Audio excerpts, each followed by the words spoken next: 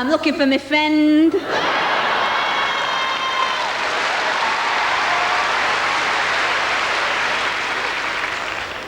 Have you seen her? Kimberly. She's really tall and really wide. If she had a suitcase on her head, she'd look like a fitted wardrobe. I'm meeting her here for a drink. We're both celebrating. Kimberly's reached target weight at Weight Watchers. And I've come on the right bus. She's done really well at Weight Watchers, Kimberly. She's told me she's lost the equivalent of 3 bags of anthracite. I said, it doesn't matter, you've got storage heaters. She does this thing called Weight Watchers Quick Start. Says it's really effective because it's so quick. You run in, they shout, you're too fat, and you run out again.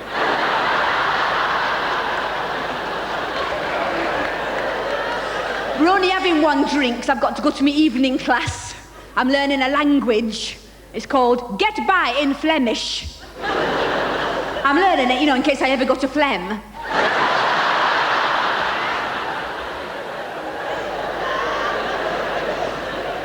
So I don't know what I'm having to drink. I think I might have a pina colada. Have you ever had one?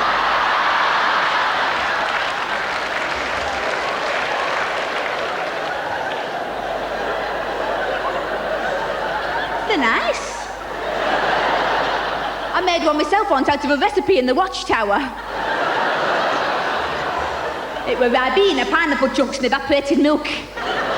I know what Kimberly will be having. Malibu. She's a Malibu maniac, is Kimberly. She's awful. One Malibu starts leaping about doing an Ajinsky impression.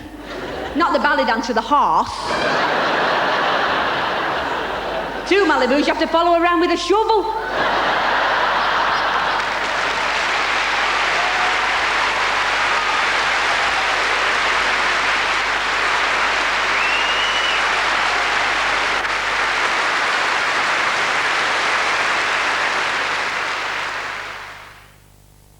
There's golf, games and goofy times galore. It's Midas Touch Madness, Wednesdays at 7 on Central.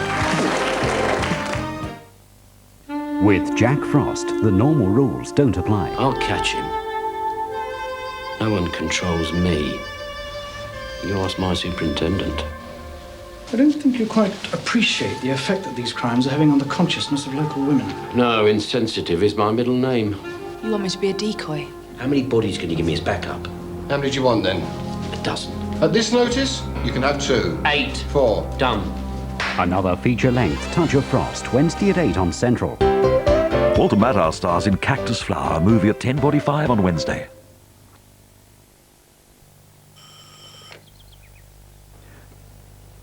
Nicole. Papa? Maman.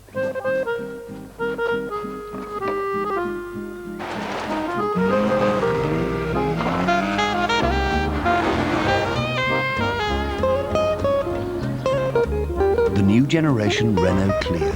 It's perfect for visiting dignitaries.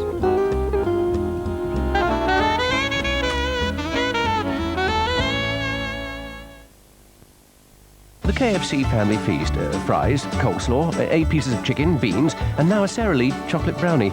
All for just $9.99. KFC makes a meal a feast.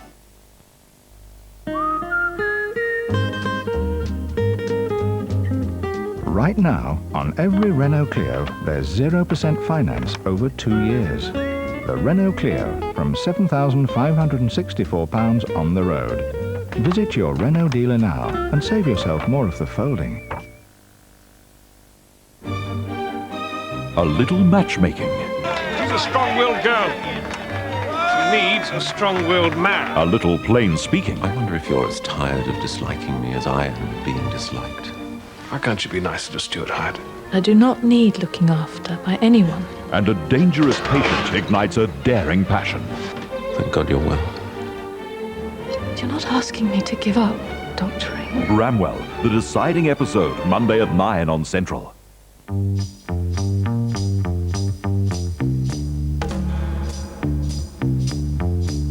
Clint Eastwood is Dirty Harry after the news on Central. Good evening, the news and sport from ITN. Tonight's headlines. Tory leadership battle, the Prime Minister remains confident, and a new supporter for John Redwood. and a Greek ferry strike strands thousands of tourists. And the Saturday night sports headline, chaos at Wimbledon after a tantrum from Tarango. Conservative MPs have spent the day canvassing grassroots opinion in their constituencies over who to elect as party leader. John Redwood's campaign received a boost when a junior member of the government, Jakes Arnold, resigned from his post to back him. But in an opinion poll to be published tomorrow, a survey of Tory MPs indicates that John Major will win outright. Predicting success next Tuesday, John Major left campaign headquarters adamant in his belief that he is the candidate to unite the party. In there are people from every wing of the party and every part of the party. And I think that indicates the nature of this particular campaign. According to tomorrow's Sunday Express, John Major is assured victory. Are you going to vote for Major, Redwood, or are you going to abstain? A confidential survey of Tory MPs, in which 80% responded, shows a minimum of 220 voting for Major. At best, John Redwood gets 60 votes with 40 abstentions, all assuming MPs answered truthfully. The mood in the Redwood camp looked distinctly downbeat tonight. The leadership contender here talking to his lieutenant, Norman Lamont, outside the House of Commons. They too have spent the day number crunching and phone bashing, trying to persuade the don't-know MPs like David Shaw to come on board. The waverers, back in their constituencies this weekend, are under intense pressure from both camps to declare their hand. I'm going to take in all the views, all the opinions, and make sure that I have a very informed decision when I take that decision. Two new Redwood recruits today. Lord Tebbit, he doesn't have a vote on Tuesday, but is an influential Eurosceptic. And Jakes Arnold, a parliamentary private secretary in the Home Office. From a personal point of view, it's very hard to say enough is enough, we're moving on to a new Prime Minister. 4 days ago, a frenzy of media interest. Today, only one camera snapping, but Redwood supporters deny their campaign's gone quiet and are hopeful of recruiting at least two big-name Tories. Adrian Britton, ITN, Westminster. Thousands of tourists, many of them British, are preparing to spend a third night stranded at ports throughout Greece. Virtually all sea journeys between the Greek mainland and its islands have been halted since Thursday because of a strike by ferry workers. Instead of sailing off to the Greek islands, they're stuck at a port near Athens. More arriving with every flight, and for some little option but to sleep rough. We're really going crazy, you know. It's like, what are we doing tonight? You know, we're going to have to sleep on a roof or things like that. It should be the busiest time of year, but the strike over pay and pensions has stopped every ferry. For those already on the islands, it could mean a late return home. For those just setting out, another 2 days of frustration. Yesterday, before leaving London, I telephoned the Greek tourist office in London and asked them the time of ferry sailings from Piraeus, telling them exactly where I wanted to go. Today, they made no mention of a strike at all. The Greek embassy in London believes the strike will be over by Monday, but earlier hopes that it would end on Friday came to nothing, and many more could yet spend the first night of their summer holiday on the quayside. Violence has erupted in the West Bank, where tonight's deadline for an agreement on wider Palestinian self-rule looks set to be broken. One Arab teenager was killed by Israeli troops. The Israeli Foreign Minister Shimon Peres and the PLO chief Yasser Arafat are meeting now to work out details for the peace accord. It was the day when Israeli troops were meant to end their 28-year occupation of Arab towns on the West Bank. July the 1st chosen as a date to show the peace process was moving forward. Instead, the Palestinians faced the same army and endured the same humiliations.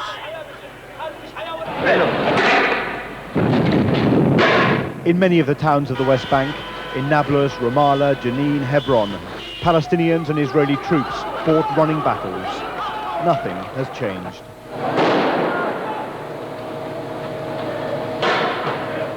While the unrest continues on the street, negotiators on both sides are still struggling to reach agreement. Firstly, to pull out Israeli troops, and then to allow Palestinian elections to go ahead. The PLO insist it must be in that order. Yasser Arafat, under mounting pressure as he watches from Gaza, desperately needs a deal. He is now in negotiations with Israel's Foreign Minister Shimon Peres in a final effort to overcome the last-minute obstacles. This late-night encounter in Gaza has the air of a crisis meeting. Both men are well aware of the unrest that threatens to sweep Gaza and the West Bank if they fail to make decisive progress. Robert Moore, ITN, Nablus. Royals from around the world gathered in London today for the wedding of the exiled Crown Prince Pavlos of Greece. He married the American heiress Marie Chantal Miller in a glittering ceremony. Among the guests were the Queen and the Duke of Edinburgh and King Hussein of Jordan. The wedding in traditional Greek Orthodox style is thought to have cost more than £1 million. Now the sport with Graham Miller. The American Jeff Tarango faces a heavy fine and disqualification from the mixed doubles at Wimbledon after an unprecedented outburst this afternoon. He stormed off court 13 after a row with the umpire. His wife then stormed on and slapped the official. It was a disputed line call which descended into French farce. The crowd barracked Tarango. He fired a verbal ace. Oh, shut up! Third violation, audible obscenity warning, Mr. Tarango.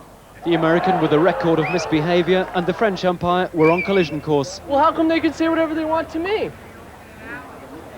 Can you call the supervisor, please? I have a big beef.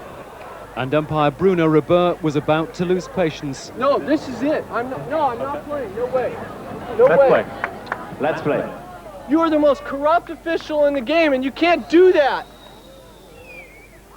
Code violation, verbal abuse, point penalty, No Mr. way! Tarango. That's it! And that was it for Tarango, who stormed off to make more claims of victimisation. For me to say shut up to them, I don't believe that's an obscenity. And for him to give me an obscenity call and a fine on national TV, I think that is outrageous. So I do it. His French wife, meanwhile, had taken her own revenge. I just tried to slap him once, and I don't think it's bad. I think it's good, because this guy deserves a lesson at some point. He can do whatever he wants because he's on the chair. It's just not fair. What was his reaction? His reaction was like... They left without picking up his £14,000 prize money. The fines will almost certainly be higher. Back on court, Andre Agassi had a trouble-free day. Game, set, match, Agassi. He dropped one set against Wheaton, but delighted girlfriend Brooke Shields with a 4-set victory. Peter Staunton, ITN Sport, Wimbledon. The other top seeds in action also won through. Boris Becker beat the Dutchman Jan Siemerink 3-1. The number 7 seed Wayne Ferreira beat Mark Woodford 3-2. And Steffi Graf beat Christy Bogert 6-1, 6-love. Chris Boardman has crashed out of the Tour de France after only 90 seconds of the opening race. Britain's best hope for a yellow jersey tried to remount his bike, but was carried away from the scene. This was meant to be Chris Boardman's big day. The Olympic champion won the same time trial last year in the fastest time ever seen in the history of the Tour de France.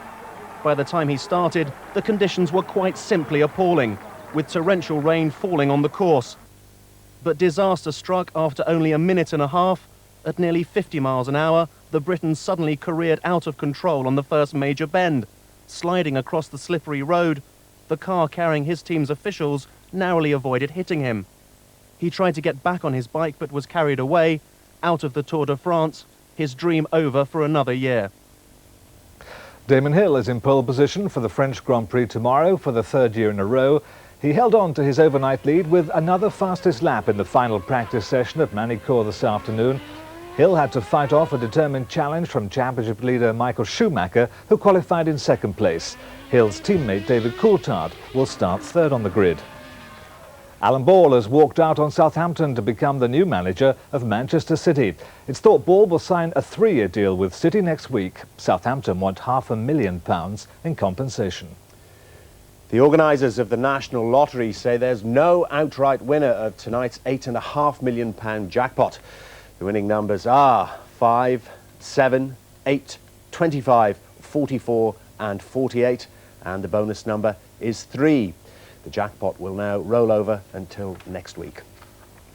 And that's it from Graham, me and all of us here at ITN. A very good night.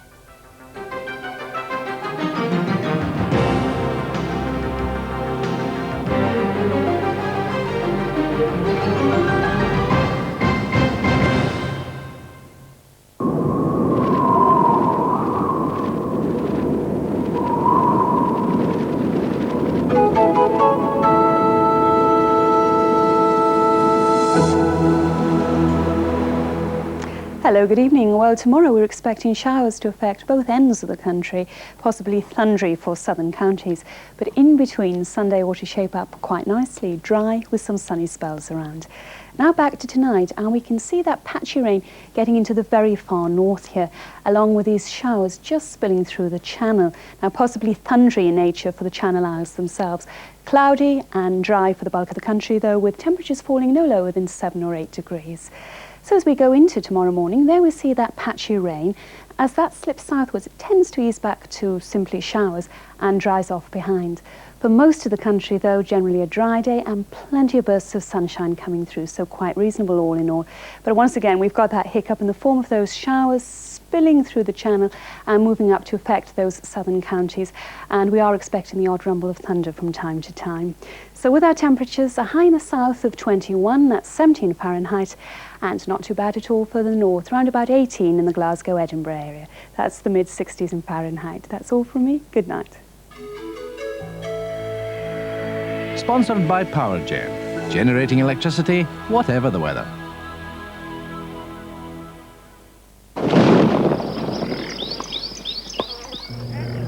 Central Weather is sponsored by Andrews Air Conditioning Hire, creating the right climate for business.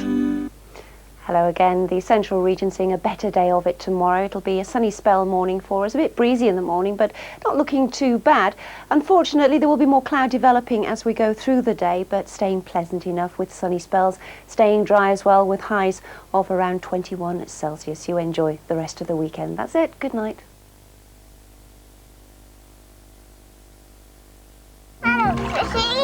Tomorrow on 4. Whoa! Get face to face with the majesty and menace of the private... It doesn't set so. Oh, it's all right. It's only the magic roundabout. That won't stop them. We interrupt this programme for an important announcement and pillocks to poor old Zebedee.